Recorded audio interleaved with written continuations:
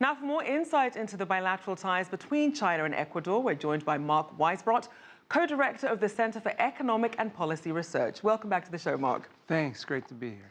Now, this is the first visit by a Chinese leader to Ecuador since the two countries established diplomatic ties back in 1980.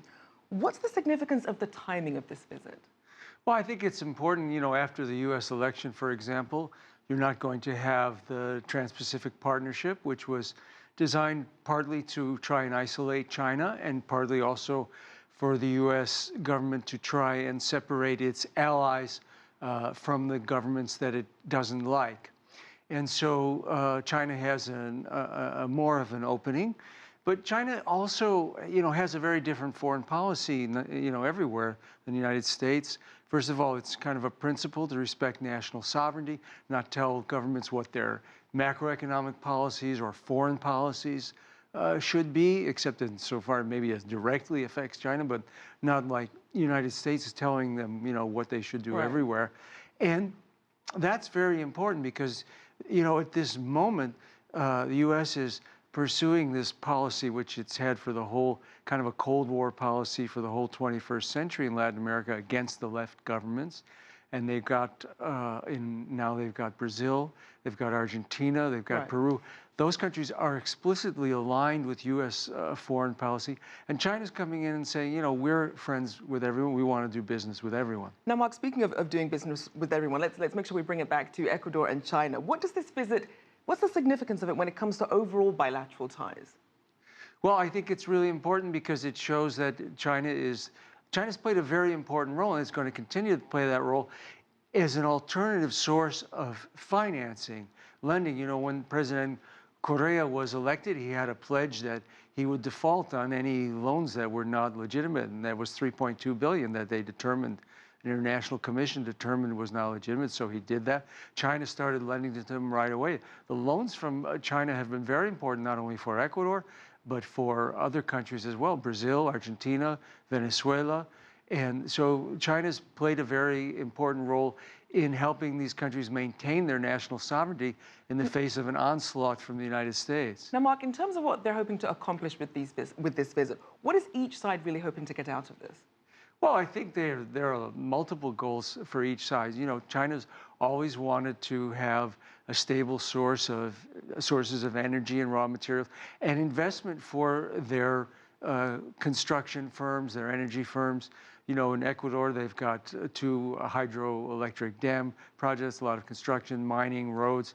And so they want to continue to promote that, their own exports as well. And the countries, of course, want the source of capital, not only lending, but investment. Now, you mentioned exports. What is it that China mainly imports from Ecuador and vice versa? We know that China is now Ecuador's third largest trade partner. Yes, and that's really grown. It's about tripled since the Correa government came in through 2015 to about 4.1 billion. And Ecuador exports still more agricultural and, bananas, fish protein, more raw materials.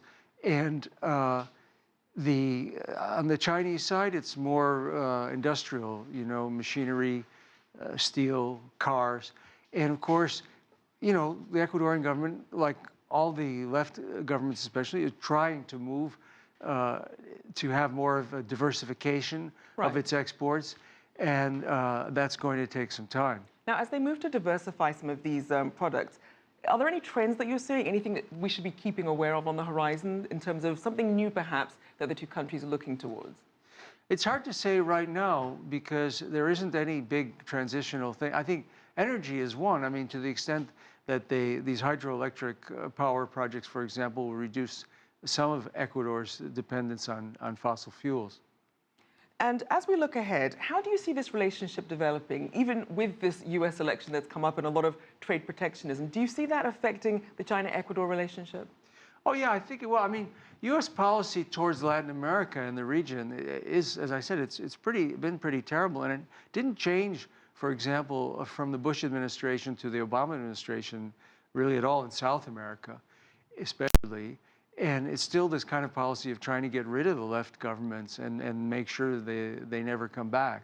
And so I think again, China it's the largest economy in the world. It doesn't have the same kind of aggressive policy. It doesn't want to take over Latin America or tell people what kind of governments they should have. But it's still a very important countervailing force, especially in terms of a supply of loans, capital, technology, and trade.